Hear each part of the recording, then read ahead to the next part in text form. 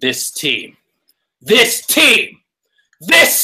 freaking team, and this guy right here, he did not throw game before Sunday. He's now has 7 in less than a week. Less than a week. He has vaulted himself into the MVP discussion. I don't care what you say. He has vaulted himself up there after tonight. I know he missed his pre-snap read. Missed a wide-open Aguilar. Missed a wide-open Jeffrey. But you know what? It's okay because the defense stepped up tonight. Nigel Bradham stepped up tonight. Fought through an injury. This team. Watch out, NFC. Philly.500 is here. I'm Adrian Fetchu. Let's go. Well, smoking stogies tonight. We pulled off the big win. Hello, NFC. Hello, world. The Eagles are here. The Eagles are real. Just like I said, the #1 team in the NFC. The quarterback those 3 touchdowns. He took a beating, too. He took a beating. He kept coming. Then he hit those passes. He hits Alshon. Beautiful pass. Alshon should have caught the first one, yes, but he catches the second one. Then he goes down. He scores. He takes their heart. I can't say enough about Carson Wentz. Then you look at the defense, especially Bradham. I mean, Bradham and Fletcher Cox. You don't win this game if Fletcher Cox and getting the push he got up the middle on. He is a monster. Deep. He beat the crap out of him, and it was a beautiful thing. This team had no chance tonight. That was deep, merciless, brutal penetration from Fletcher Cox tonight. Yeah, I mean, he picked the guy up. He threw him right into Cam Newton. He hits his arm. He gets an interception. I mean, he was a disruptive force every way you look at it. And to think that this guy might not have played tonight, if he doesn't play, there's at least 2 interceptions that you're not getting, in my opinion, off of Cam Newton. He really had a humongous game. I thought Nigel Bradham, I mean, to give his body up to get down that 4th down, my gosh, dude. I mean, I have nothing but great things to say about these guys. Shut up out there. Sorry, somebody's car going. They're happy about the win.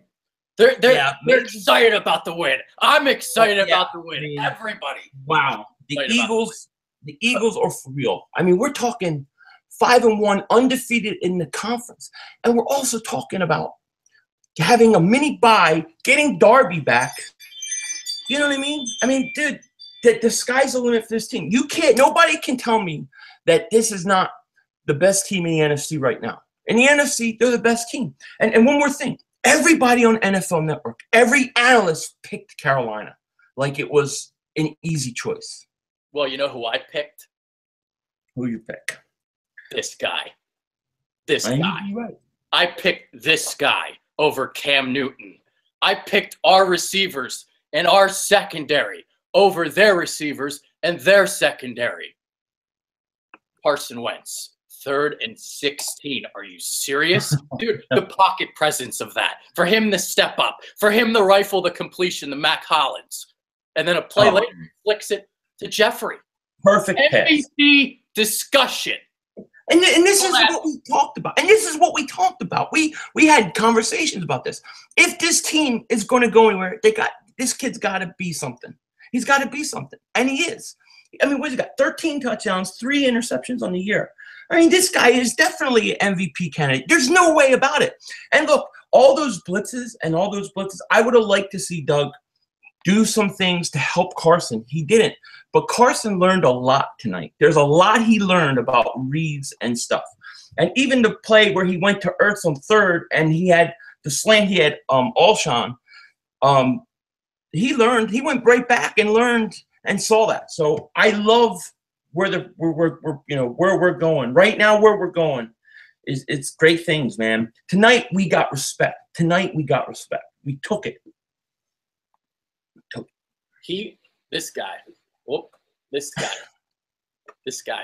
He's tied for the NFL lead in touchdowns with Aaron Rodgers. He is in his 2nd year, and he is doing incredible things. That first drive to start the second half. Oh, what a perfect way to start the second half. I'm trying to remember exactly what happened. Vinny Curry in run defense. Cox, deep penetration into the backfield. Forced Newton to go slightly to his left, and that was an incompletion. And then third down. My God. Patrick Robinson, he catches all the hard ones, but he can't catch the easy ones. But by God, it's amazing because the Eagles get the ball back. And then that interception was amazing. That was an amazing interception. And then this guy throws a touchdown. Yeah. And then I love it. Doug Peterson was like, "Hey, Pete Morelli, you dingbat. Come here." Yes. Come here. Yes. I'm going for 2. Yes. That was what I loved. That was one of my favorite things because that's something Doug Peterson wouldn't have done last year. And he was on it, and he had the presence of mind to get that play, go for it on 2, and then run Blunt. All he had to do was run Blunt. Blunt was driving Carolina nuts. You could see how frustrated they were that they couldn't bring him down easy. I mean, I thought we should have gone to him more. Actually, you really could have gone to him more. He just demoralizes teams. He really does. He demoralizes teams, and I love it. This is amazing. This is an amazing time. You know, this is going the Eagles' ascension. This is what people are going to remember this night. I remember Cunningham at the Giants. I remember McNabb at the Giants. That this is the night that the world gained respect for the Eagles and their quarterback. You watch how nationally they're going to treat the Eagles now. It's a whole different story. Yeah. And I'm looking at the statistics. So looks like you have – so Carson Wentz took off for 6 carries. So it was really 36 design runs. Well, 1 was a sneak. So Doug did throw the ball a lot tonight. But you know what? I was okay with that because I said before the game, you know, I wanted Doug to throw the ball a lot against the secondary. James Bradbury, Darryl Worley, and Captain Munnerlyn. I wanted them to throw the ball. I wanted them to throw the ball a lot. And the problem with what Doug did today. Now, I'm not going to like hate on him today. Just this thing right here, because he did it last year too with Big V. The first game against Washington, he didn't give him any help, and Ryan Kerrigan ate him alive. And what did Julius Peppers do?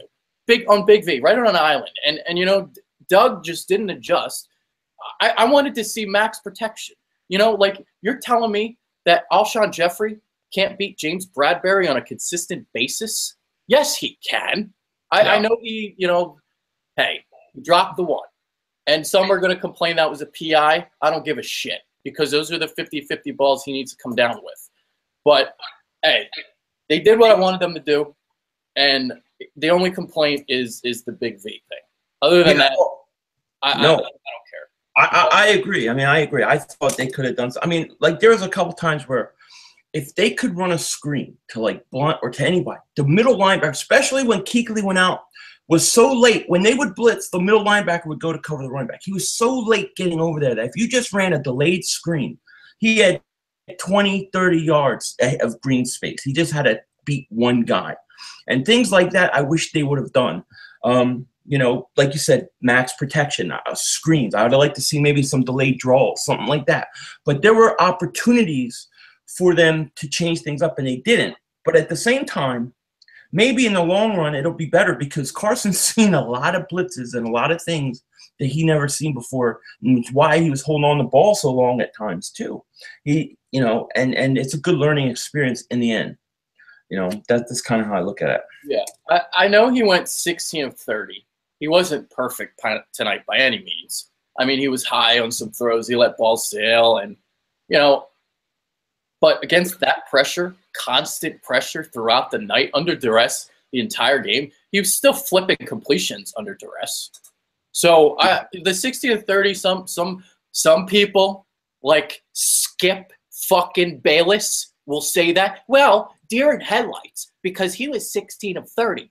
I don't give a shit about that. He threw 3 touchdowns. He completed a 3rd and 16. He flipped the completion to Jeffrey. He and Fletcher Cox were the difference makers in this game, and Nigel Bradham. Yeah, I agree. And look, when we talk about a clutch quarterback, a franchise quarterback, elite quarterbacks, in the 4th quarter, when you have to make the throw, when you have to make the play, you make it. And that's what he did. He made that 3rd and 16. He made that pass to Alshon, right? He made the plays he had to make in order for the Eagles to score to take that lead. And it was late. It was late in the second half. It was like maybe end of the 3rd, early 4th, but he made the plays. He came up big when he had to. And he took a beating. I mean, he was hit I thought he broke his arm early in the game on that one play. You know what I mean? Then to see him lower his shoulder on Adams. And did you see the hit he put on Adams at the goal line? My gosh, that's your quarterback. I mean, I gained nothing but respect for his toughness, you know what I mean, and his competitiveness tonight. That effort, that ruggedness pulled this team through, in my opinion. That with the defense. Yeah. There was this one play, it was an incompletion. Well, not an incompletion, but he came up short of the sticks. But this was a play that makes him special. This is one of those Wentz plays. So it was a 3rd and 4. He kind of sprinted out to the right, and both the receivers were perfectly covered. The defenders were also all shaded to that side. So he basically had nowhere to go. It's a 3rd and 4, and he still almost got to the sticks because of not only his elusiveness, but his toughness and his power. I mean, he's 6'5", 240, whatever he is. So, I mean, he still almost got a first down there. That's incredible. Oh, I know, that was. And what about the one play where I think Clement drops the ball, where he shuffle pass? I mean, it was such a great play. That's very Aaron Rodgers-like. I mean, that's the kind of thing you actually, it's very Favre-like too. But those are the kind of things you can't teach. This kid just has. I mean, this kid's development in the second year, to talk about being 5-1 undefeated in your conference, it is amazing. Where this team is sitting so pretty right now, they've got to finish with a 1 or 2 seed. They got to. Anything less than that for me, I'd be upset. Be honest with you. Yeah, I mean, barring injury. Yeah, we'll kind of get into that a little bit later because I am curious to get your thoughts on something, and it was something I brought up in my preview. So, but that'll be like 15 minutes from now. It's a good, interesting topic. All right. So what else should we talk about? I thought that, the cornerbacks stepped up even though they kind of got beat a little bit. Jalen Mills, Kelvin Benjamin did have his way at times. Had his way a lot of the time, actually, at some points. But there are also plays that Jalen Mills made. Like there was this 3rd and 3 or something like that where it was a crossing route. You have Kelvin Benjamin, who's like 240 pounds barreling on you. I don't think Mills is 200. And he made a solid tackle. And he stopped him short of the sticks. Jalen Mills' physicality is, kind of sets that tone for the corners because, they don't always make tackles because Rasul Douglas has kind of missed some lately, but Jalen Mills has kind of been solid in that sense of he might allow the catch, but he usually brings you down right after you catch it. Yeah. Oh, yeah. And I'll tell you one other thing I also like about Jalen Mills is he has a short memory. He doesn't let things bother him. He goes on to the next play. You know what I mean? He keeps his head. There's too many times, especially with young corners, and we've seen with the Eagles problems at corners that they have, where a guy makes a mistake and then he doesn't get over it. He can't put it past, and then it just kind of snowballs and snowballs. Mills gets through things, and he lets it go, and that's what I like about him. Even on the penalties, even though they were really tic-tac penalties, he let it go, and he kept playing. And that's what I like about him. I like that a lot. Yeah, I know that a lot of people are going to complain about the officiating. I try not to talk about it. But, I'll talk about 2 plays. I'm trying to remember. So, LeGarrette Blount got flagged for a pancake block, which was kind of ridiculous. And I thought that Jeffrey that was a pass interference later on in the game. So other than those 2 calls, I'll try to stay away. I mean, I didn't think Pete Morelli did a good job tonight, but whatever. I mean, how many penalties they carry? Like this is what pissed me off, especially was it for you not to call the Jeffrey play. That's what pissed me off because you were calling it on the Eagles all game. If you want to be ticky-tack, that's fine. But when James Bradbury is literally like all over Jeffrey, you have to call that. Yeah, you have to. I gotta say, I think the refs stunk. I gotta say, They drove are me nuts. dingbat of the week candidates. I mean, the thing is like you said, there's no consistency. They call these plays. I don't even understand what they're doing. And then on the whole Barnett play, I don't even know if anybody even heard a whistle. I don't even understand what happened on that play, or if Cam just faked it and went down. I don't know. But something was not right on that play. And like you said, the Alshon should have gotten called. That should have been a penalty. There's 2 or 3 of those. And let me tell you, they were holding the Eagles' defensive ends all game. They were wrapped around there. Not one offensive hold that whole game. It's hard for me to believe that a team could be putting that much pressure on Cam Newton, knocking him around, and you don't call one hold. Yeah, I agree with you there. I agree. But I'm not gonna. I'm not gonna pick on the Barnett thing because I get why they called it. Yeah, I do too. I don't like it, but I get why. I get it. Yeah. But it just sucks. Barnett has to know not to hit him. He could have, should have. Like, this is kind of the second time he's done that now. So he's got to learn from that. Yeah, it was nice to see him come back with a sack. I think he had a sack. Yeah, and that was a big moment. So that was nice to see. I think Brandon Graham left the game. I think he was gone. I actually thought Chris. Yeah, go ahead. Yeah. No, I was gonna say Chris Long came in and played pretty well, I thought, for today. He got some pressure on Cam, and I thought he stepped in and played good. But I don't know what happened to Graham. There were so many injuries tonight. I will. Maybe I can look at it while you talk. During. I wasn't sure. But Jordan Hicks left. You had Matt Collins leave. Chris Maragos, Brandon Graham. At some point, Bradham left, but he came back. If there were more, I don't know. But I'm gonna look at what's going on. You go. I want to see. When Brandon Graham, they just briefly mentioned Brandon Graham's out. So after they mentioned, they didn't ever follow up on that or anything. I don't think he was in the rest of the game. At least I don't remember. But I mean, look, it's good. It's bad to have injuries, but at least we have like a half a bye week to recover and get some of these guys back. We got a long stretch before we play, so that's really good for us. But it was a physical game, man. It was a physical game, and the Eagles brought it. They brought it, baby. They brought it. 5-1. That's all I know.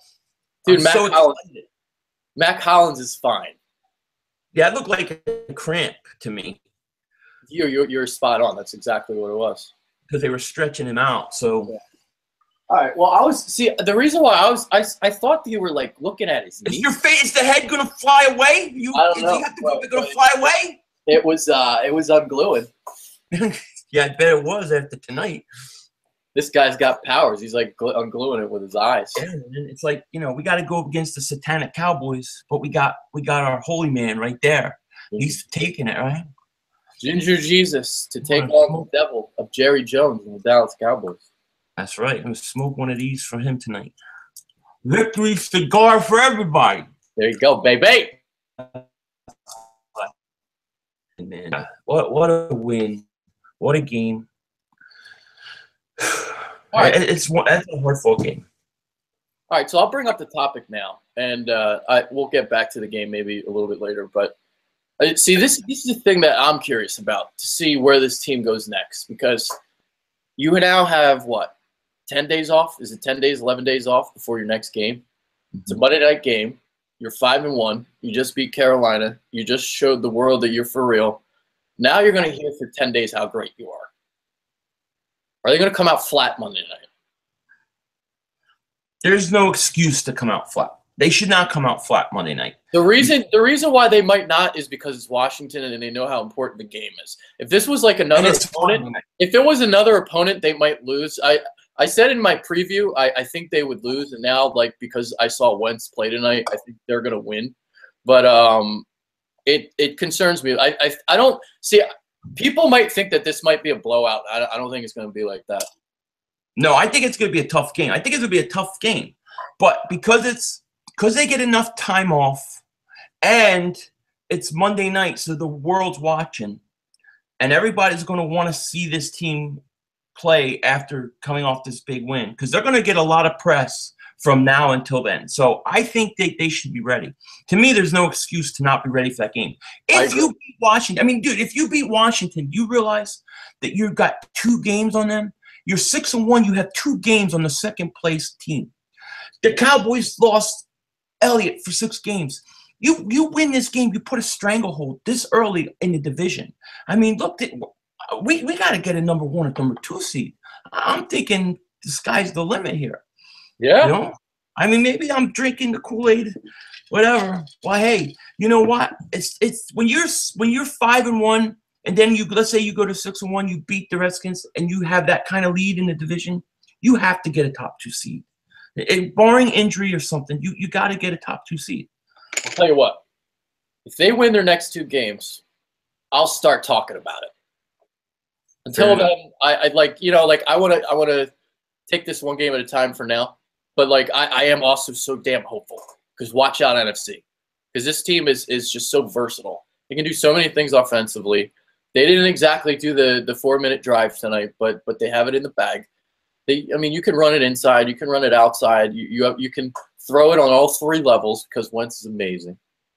So, but if they go and win their next 2 games and they're 7-1 heading into the bye, I'm going to start looking at Green Bay. I'm going to start looking at Seattle and all these other teams, and I'm going to start scoreboard watching. I'm going to be like, okay, because Green Bay and Seattle are the 2 teams to me that I don't feel comfortable playing in a playoff game. But everybody else, I'm cool with. I mean, Atlanta, I don't think we could go to Atlanta and win. Maybe not. I know we killed them at home last year, but that's a different Atlanta team since. I mean, obviously they got to a Super Bowl.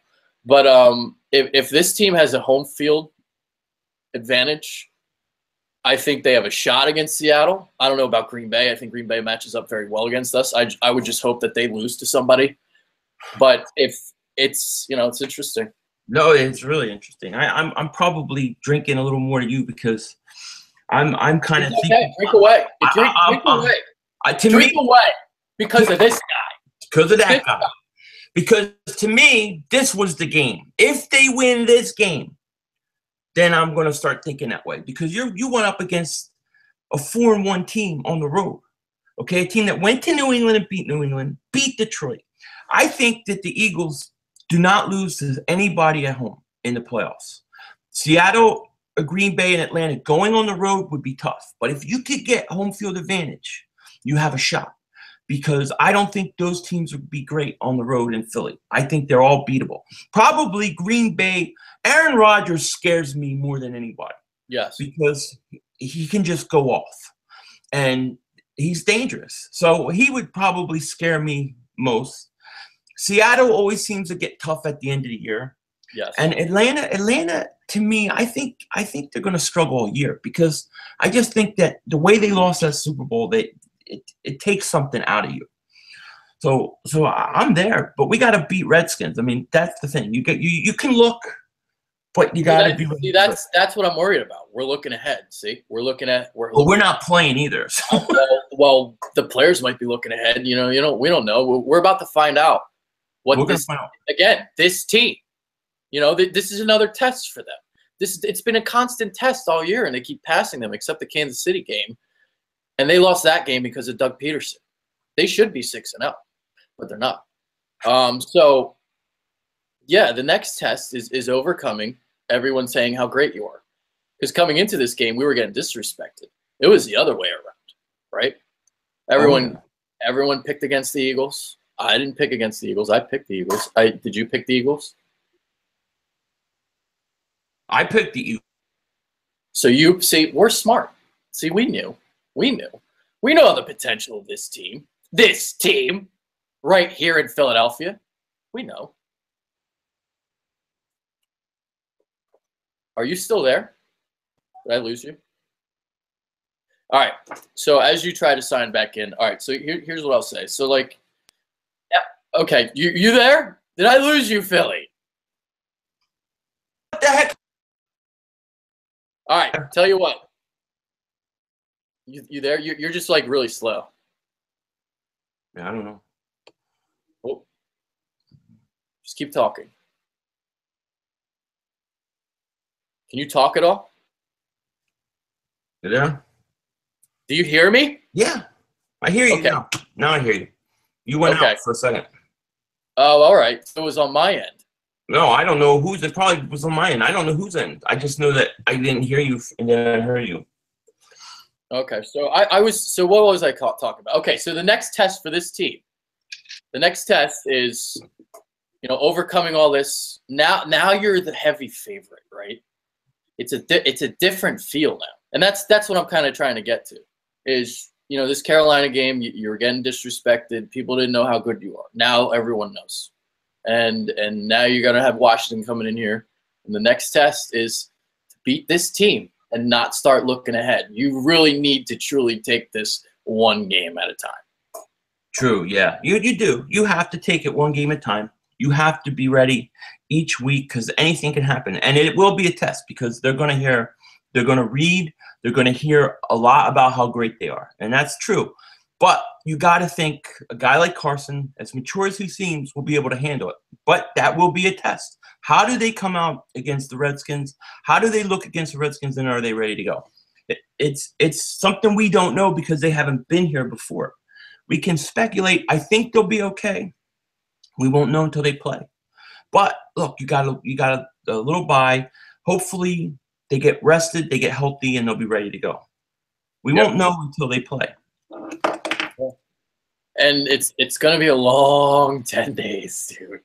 Or whatever. Is it 11 days? I don't even know. Let's say 1, 2, 3. It is 10 days. Yeah, it's going to be – when you get to next Thursday and Friday, you're going to be like, I want to watch the Eagles. Then you're going to go through all Sunday. And actually, it's 11 days. By God, they play on Monday night. They play Monday night, yeah. Oh, and you're going to be waiting all you got to Sunday. wait till the end of next week. That's a long time of hearing how great you are and how much your shit don't stink. Dude, they're going to get killed 52-0. The next test,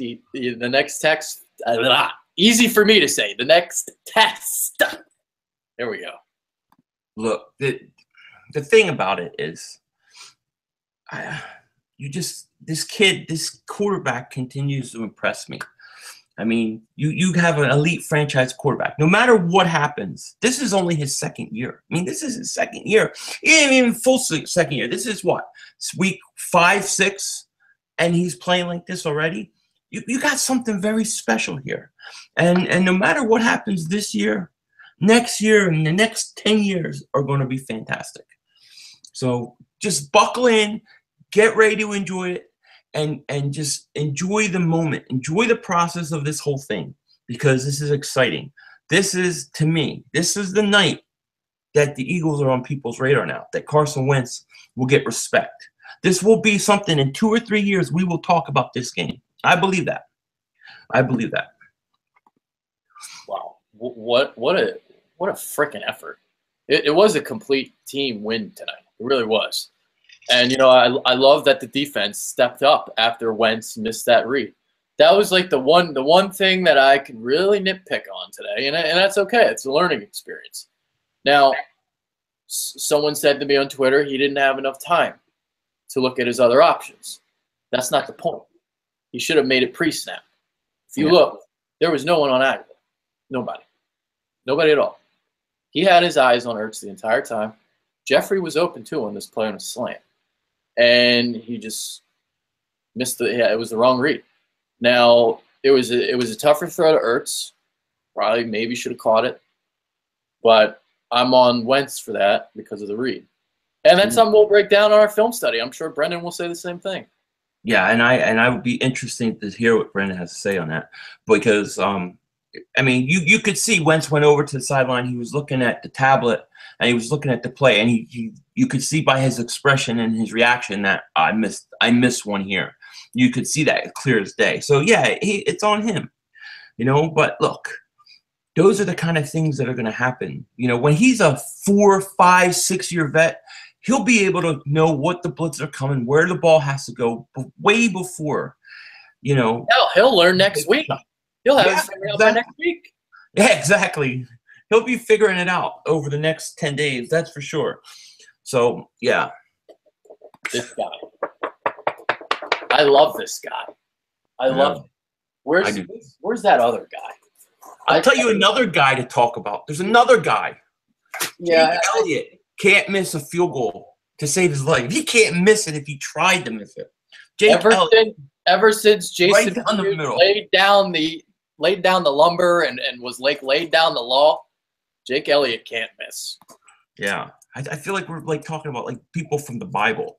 Jake, Carson, Nigel, like a bunch of prophets, Well, we have Ginger Jesus. There you go. We have him. Think about how this happened. How long did it take you to cut out that head? Oh, I got this at the NFL draft party. Oh, did you? Yeah. Awesome. I got it at an NFL draft party. The Philly influencer had one a couple years ago. Shout out to my boy Eagle Sessions, Gail Saunders. He made these cutouts. He made this. And I also took one of these and I put Voided on it. I love it. Because this guy doesn't have what it takes. He's better this year, but no. We have Ginger Jesus. Cleveland screwed up. They screwed up. Now they have Deshaun Kaiser. I'm sure they're going to pick another one next year. So they're going to be on to 172 quarterbacks since 1999. And in that span, we've had Donovan McNabb and this guy, Carson Wentz, Ginger Jesus, and the Rams and Jeff Fisher and his dingbat chose this guy. Yeah. Yeah, and I was scared. I was like, oh, they're going to take Carson. I know they're going to take Carson. Screw us. That's what I thought was going to happen. But it didn't happen. Now, if you're Cleveland and you're a Cleveland fan, you got to be so sick watching this guy tonight. Can you imagine if that was the Eagles and you're watching after they did what they did and passed on Ben Roethlisberger? Can you imagine? My gosh, I feel bad for them, man. I feel bad, but I don't. Because you're a dingbat to not take this kid. You have to be a dingbat, I'm sorry, to not take this kid. This kid is a elite franchise quarterback. Exactly. He's exactly what I thought he would be. Everything I thought about him has come true. And maybe even faster than I thought. I'm going to screen record at like a old show. Because I remember like the draft, when this guy got selected, I think I was talking like October, November about quarterbacks. And I was like, there's this kid in the second round that I want to take out of North Dakota State. His name is Carson Wentz. And the reason why I said that was because at the time I was with a place called the Sports Network. And we covered a lot of FCS football. We were sponsored by the FCS. We handled their poll rankings for the FCS at the time. They got bought out by Stats LLC and the company moved to Chicago. But, we're covering the FCS. I'm covering the NFL. I'm covering Super Bowls. And I'm watching this guy. And I'm like, this kid is special. And this was when nobody knew who the fuck he was. And they were targeting him in the second round. And I was just like, oh, and Mike and I were both praising this kid. And Mike Owens, if you guys are new to the Bitter Birds, he and I founded this, and we kept looking at this kid and like we wanted him so bad, and then the process happened, and we're like, oh my God, we're not going to get him because he had that combine. He just wowed everybody. He wowed Mike Mayock, and if you wow Mike Mayock, that says something. And by God, Howie Roseman, he did it. And this would have never happened had Chip Kelly not traded LaShawn McCoy. Think about that, too. That's very hard to think of because what you're telling us is that we had to go through a lot of dingbats, a lot of suffering to get to this point. So in the end, it was worth it, but it was hard, And in my opinion, this is what a lot of teams that never win anything, this is the problem they make. They're always mediocre. They never get better. They never make the sacrifice, whether it's trading up or having a bad season and losing. You have to go through things like that to get to this point. And that's why it's so much sweeter when you go through these years of losing, then you get this. I mean, we're talking about 10 years. We're looking at 10 years of top-notch football playoffs, contention every year for Super Bowl. I mean, that's where we're going. And to me, tonight is the launch of that. Tonight is when nationally everybody knows that that's where the Eagles are. This is a special night. To me, this was a special night because it was national TV, and this was one of the games that I thought if the Eagles could win and he could go in there and outperform Cam, and just even as a whole team and win, you're looking at the ascension of the Philadelphia Eagles, and I believe that that's what we saw. Our topic on the Bitter Dingbats, what we're going to do is we're going to look 6 weeks through the season.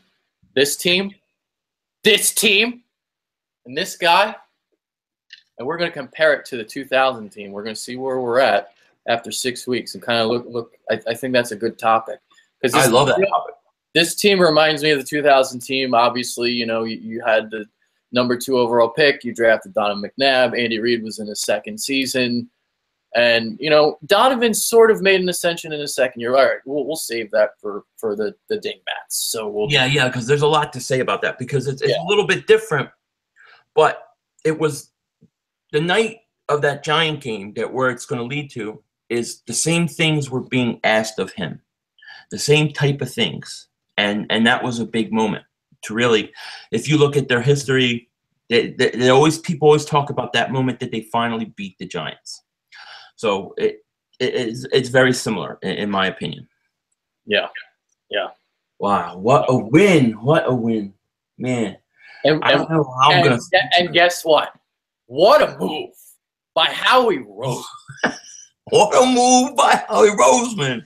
Yeah, really. I mean, I think I'm gonna have to play that for the rest of the week. What a move, because he deserves it. You got to give him credit for that move. I don't like all his other moves that he makes. But you got to give him credit for that because that was ballsy. That was real ballsy, and it's going to pay dividends. It's going to pay dividends. I can't believe we got a quarterback like this. We have this guy. I know. I'm going to be waving his head all season long. I'm going to be waving this guy's head all season long as the Rams fall out of contention. Voided. Now, Sean McVay is doing a hell of a job with this guy. Yeah. I can only imagine what he'd do with this guy. But that's okay. We have Doug Peterson. Hey, look, you got to give Doug credit. He gets these guys ready to play. That's the one thing that you can say. They're ready to play every game so far. So the test about Washington, that's, we're going to find out this week. We're going to find out. Yeah. But, man, I tell you, this is one of those nights where I don't know how you calm down from this because that was something special. That pass to Alshon, and he caught it, and then you get the Aguilar touchdown. I'm like, oh my God, I can't believe this kid had 3 touchdowns. The kid had 3 touchdowns. All they hitting, all the beating he took, he still comes up with 3 touchdowns. I mean, that's a hell of a game. It's a hell of the kid, and I'm just so impressed with this quarterback. I really am. I'm impressed with this team, but I believe it all starts with him. All right, let me take a look at the box score, and then we'll kind of do final thoughts. We're already like 40 minutes in, so it's crazy. I just thought it's been on for like 5 minutes. I just looked. I think we started at like 12. What's up, everybody out there? You doing? Yeah, we got about 200 people on here right now. So. Oh yeah, 200. What's up, everybody? How you doing? Subscribe to Bitter Birds. Subscribe to Philly.500. We got you. We'll take you. What's your Twitter? People need to follow you on Twitter. I don't think people know that you have a Twitter. So. Yeah, I have a Twitter too at YoPhilly500. There you go. My wife yells at me all the time. She says I don't put hashtags. What the hell is a hashtag? Hashtag Ginger Jesus. That's what she's trying to tell you. After Carson Wentz makes a great play, hashtag Ginger Jesus. Hashtag Fly Eagles Fly. Hashtag Voided. Hashtag this tea. Get the point? I'm going to stay up all night and listen to him preach. There's YouTube videos of him preaching. You know that? I think I'm going to go listen to Ginger Jesus. He might have something good to say. What an amazing we have this guy on our team, and I cannot believe it. I am so happy right now. This team is going to be contending for Super Bowls for 10 years, and we're going to win one, damn it. We're going to fucking win. Oh, this kid's going to win a couple. I have no doubt about it. I believe he wins a couple Super Bowls easy. Easy. Yeah. You know? Yeah. All right, box score. Let's take a look. Now, you look at the numbers. They might, like, again, they don't look great for Wentz, but I think the way he handled the pressure and the way he handled everything, and besides the one read, besides a couple of throws that kind of got away in the first half, he really led them in the second half. So 16 of 30, 222, 3 touchdowns, but no interceptions. And that's the key between he and Cam Newton tonight, because Newton threw 3 of them. Newton threw 52 passes because Carolina was one-dimensional. They couldn't run the ball. So 3.2 average for Carolina running the football, but guess what? 11 for 71 for Cam Newton. 14 for 9 for everybody else. And that's Christian McCaffrey, 4 for 8. Jonathan Stewart, 8 carries, -4 yards. Fozzie Whittaker, carry for -3 before he left the game. Curtis Samuel, 1 for 8. And I think that might have been on like a misdirection, like jet sweep, I believe, if I remember correctly. So if that was the play that Chris Long came to upfield, maybe, I think that was it. And then you look at the Eagles side of things. LeGarrette Blount, 14 for 67, 4.8 average. I'll take a look at this game again. I don't know if it's going to be tonight or tomorrow. I still got to write a recap on this game. By God, it's already 12:45. And then Jeffrey, if he would have had the catch, he would have been over 100. And he should have caught that ball. 4 for 71. Nelson Aguilar, 4 for 55 and a touchdown. Once again, your MIA Nelson Aguilar videos have to be put on hold, unfortunately. They're on hold. They're on hold. Kelvin Benjamin, 9 for 99. He kind of did what he wanted to do. He had a good game. Christian McCaffrey, they utilized him out of the backfield. He led the Panthers coming in receptions, 10 more receptions tonight, which led the team for 56 yards, had an easy touchdown. So you can see where he can be utilized in the passing game, because they can't run the ball at all, Carolina, with that offensive line. They're just struggling run blocking. They have that hashtag keep pounding, but the only team that was pounding tonight was the Eagles. And the only one that was pounding tonight was Fletcher Cox. Deep penetration. Dude, they could not run the ball on the Eagles. I mean, it was like automatic loss of yards. You knew every time they ran, they were going to lose yards.